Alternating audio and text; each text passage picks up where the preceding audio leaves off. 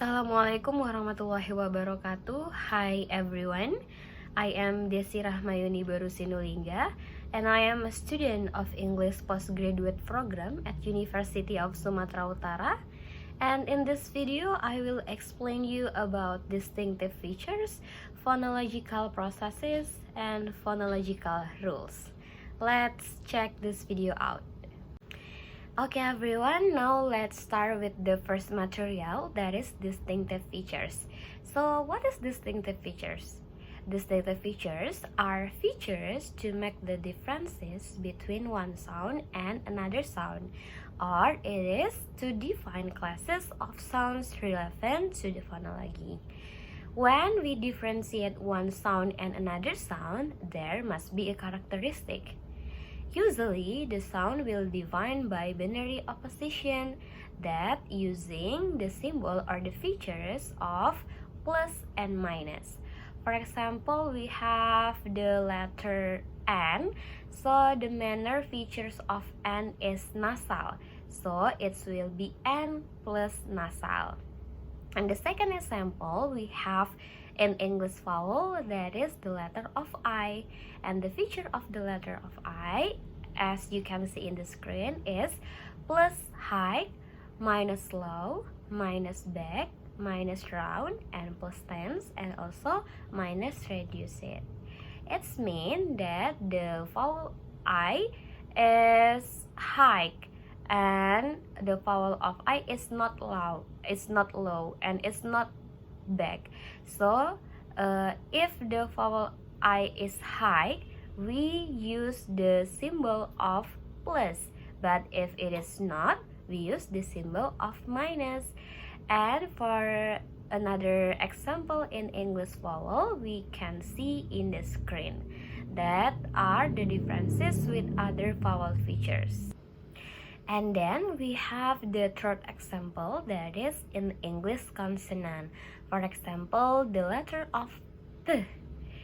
The feature of the letter of P is minus syllabic, plus consonant, minus sonorant, minus nasal, plus anterior, minus coronal, minus high, minus back, minus continuant, minus delayed release, minus sibilant, and minus voice, and also minus lateral.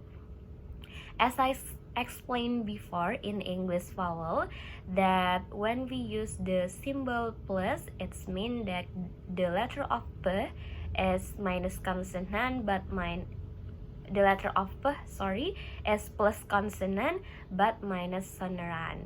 So the symbol of minus explain that P is not in that features, but if we found that the English consonant using features plus, that means that that letter or that consonant have that characteristic in themselves. Okay, and for other consonant, we can see in the screen, this is the difference with other consonant features. Okay everyone, for the example that I gave to you before, it's explained that in English vowel and in English consonant, they have their own features. So we can see the differences between the classes of sound by looking for the features. For example, in English vowel, we can see the differences between the vowel I and the vowel O from their features. And also in English consonant, we can see, for example, the letter of P and the letter of P and the letter of B are differences by looking for the features. So that's why we use distinctive features to looking for or to see what the difference or what makes the sound differences each others. Okay, next we have other features in English, that is major class features, laryngeal features, place features, and also manner features. So what are in major class features? That are consonants and vowel, and also sonorant and obstruent. Sonoran are the whole group of British sonorous sound, including vowel, glits, liquids, and nasals. And also in obstruent are the group of not very sonorous sound, including fricative, affricatives, and stop. And also, we next to the laryngeal features, we have voice and voiceless in laryngeal features, and also aspirated and unaspirated features. What is aspirative and unaspirative? Aspirative is high volume and unaspirative is very low volume. Flash features. There are labial, coronal, and also dorsal.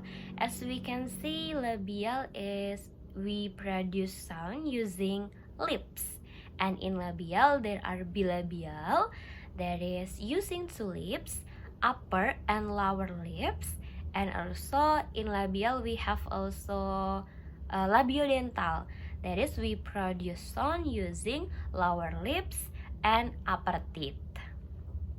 And then also in place feature we have coronal, that is we produce sound by raising the tongue blade, including the tip of the tongue from its neutral position toward the teeth or the hard palate. And in the coronal we have dental and also alveolar. Dental, the lips touching the upper teeth, and alveolar. And also in the plus feature we have dorsal. In dorsal there are palatal and also velar. And then the last features in English, that is manner features, we have continuant, nasal, lateral, and delayed release. Continuant met with incomplete closure in the oral cavity, that is plus no obstruction. And then the second is nasal, met with the volume lowered plus volume lowered. And the third is lateral, lateral is plus lateral. And the fourth is delayed release, that is the features refers to the show release of the closure. And this is plus affricatives and minus stops. Okay everyone, that's all the explanation about distinctive features. Then we move to the second materials, that is phonological processes. Now we move to the second discussion, that is phonological processes. Phonological processes are processes in which a target or affected segment undergoes a structural change in certain environment. Let's see what are the processes. Actually everyone, there are many phonological processes in English, but in this video we just discuss about the most common processes. They are assimilation, dissimilation, deletion, insertion or epentasis, and the last is metathesis. The first process is assimilation. Assimilation is sound becomes similar to a nearby sound in one or more features. Okay, in assimilation, it may occur between two. The first is adjacent sound. This we call as contiguous, or at a distance, and we call as non-contiguous. And it is also, we have direction of assimilation, that is forward we call as progressive, or backward we call as regressive. And also in assimilation we have two, that could be partial or total assimilation, and it also may occur in the same word or in between two words. To make it clear, we jump to the example. We have the word pen here. We focus to the pronunciation of pen, that is in the letter of N. The letter of N is actually have manner of articulation, that is nasality, right? And this is we call as because it's only one feature, that is the letter of N, so it is partial assimilation. It is not total assimilation because it is just one feature, that is N. And also it is occur between sound which are contiguous because it is adjacent sound, ya guys, so it's included in contiguous. And this is partial contiguous assimilation. And also the five characteristic is regressive assimilation because of assimilating influence is backward. It is from N to E, not from E to N. And then the second process is dissimilation. Dissimilation become more different and less common in the language of the word. Okay, so why does dissimilation happen? It's because sound become more distinct from each other. The dissimilation used to clarifying the speech. In dissimilation, we have distance and also direction. In distance, there are contiguous and non-contiguous. And in direction, we have progressive and regressive. Okay, we jump to the example. We have the word February here. February. So just look at the word or the transcription of the February here. We have two R, right, in this word February.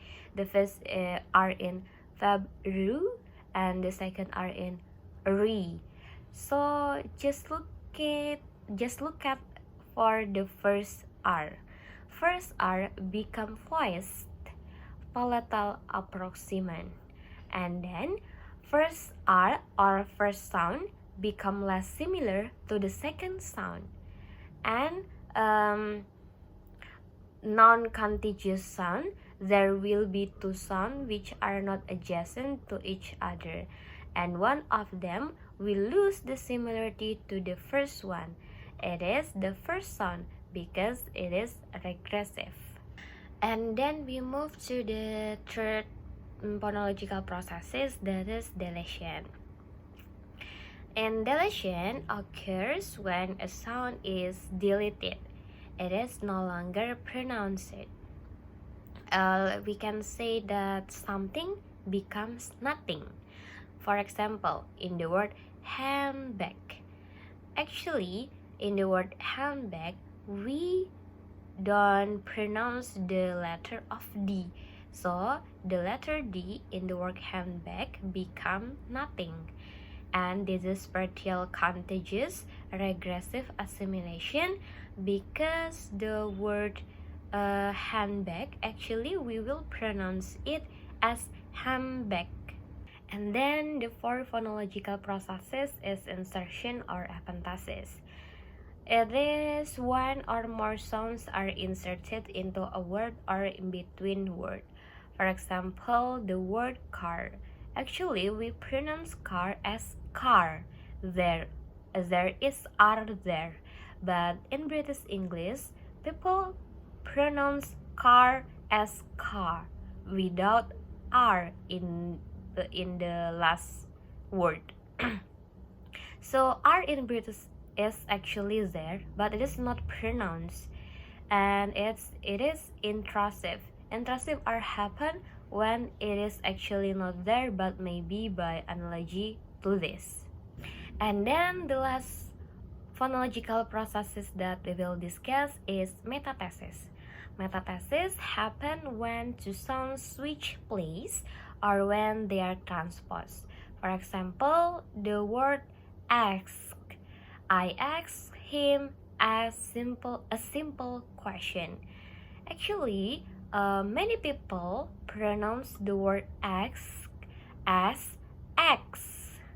So when you have AB become BA, that's when metathesis is happening. In this case, the word X, many people say X because it's the letter of S and K become the letter K and S when we pronounce it. And this is contagious because it's happen it adjacent or near. Okay everyone, that's all the explanation about phonological processes. And then now we move to the third discussion, that is phonological rules. Now we will discuss about the third discussion of this video, that is phonological rules. So what is phonological rules? Phonological rules describe how phonemes are realized as their allophone in the given environment. Environment in phonology typically refers to the neighboring phonemes. The purpose is to formally explain how change occur. And in this video, we will focus on some types of phonological rules. The first is formal rules, assimilations, dissimilation, deletion, epenthesis or insertion, and metathesis. The first is formal rules. When the A turns to B or A becomes B or X underscore Y. For example, here the letter T become R. And then we move to the assimilation. Assimilation is a sound becomes similar to its neighboring sound.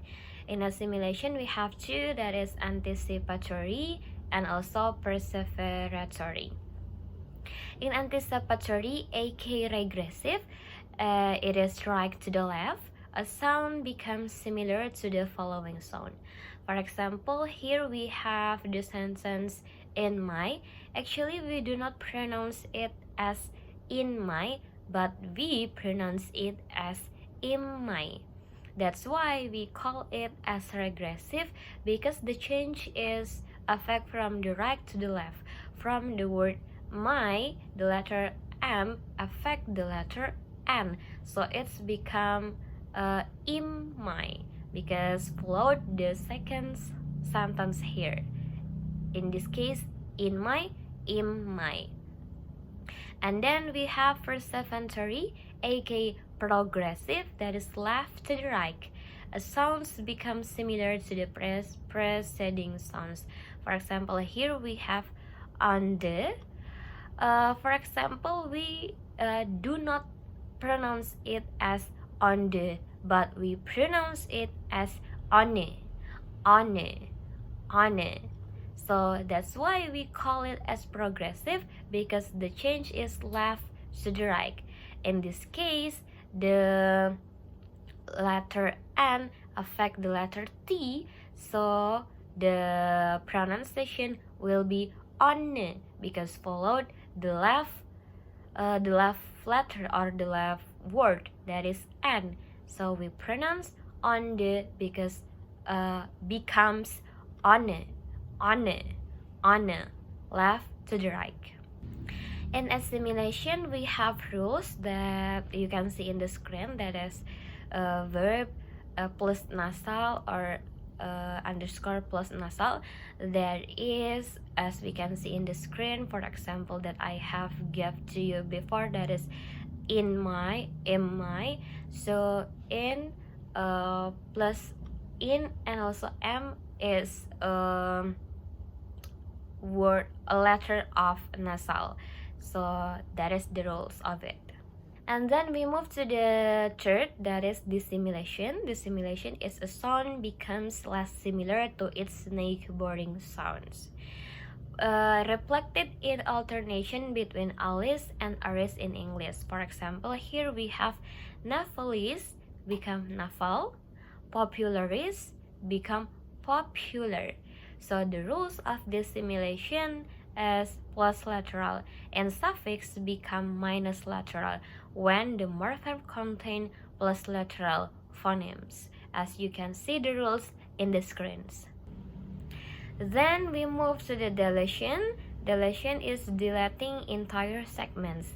Here we have the example of pain and also old. As you can see in the screen, the word pain actually in writing we use T, the letter of T, but when we pronounce it, we just pronounce it as pain. So the word T is deleting from the word. And also the second example is old. Actually we pronounce old as old, so the letter D is deleting from the word old. So that's the example of deletion. Next is epenthesis. Epenthesis or insertion is inserting entire segments. For example, in English we have vowel insertion in English plural, that is roses and kisses. The rules of epenthesis is plus sibilant underscore plus sibilant that you can see in the screen. And then the last is metathesis. Metathesis is segment reordering. For example, here we have the word introduce. We often pronounce introduce not as introduce but introduce. So actually in this case the segment reordering here is in the word E and R. For the first pronunciation we can see in the screen, that is introduce, the R first and then following as the word E. And then the second pronunciation we can see in the screen, that is introduce, the letter E first and then following the letter R. So this is that we call metathesis. This metathesis often manifested in speech error. Okay everyone, that's all my explanation about our discussion today, that is distinctive features, phonological processes, and phonological rules. If you have any comment and suggestion for my video, you can write in the column below this video. Goodbye and see you. Assalamualaikum warahmatullahi wabarakatuh.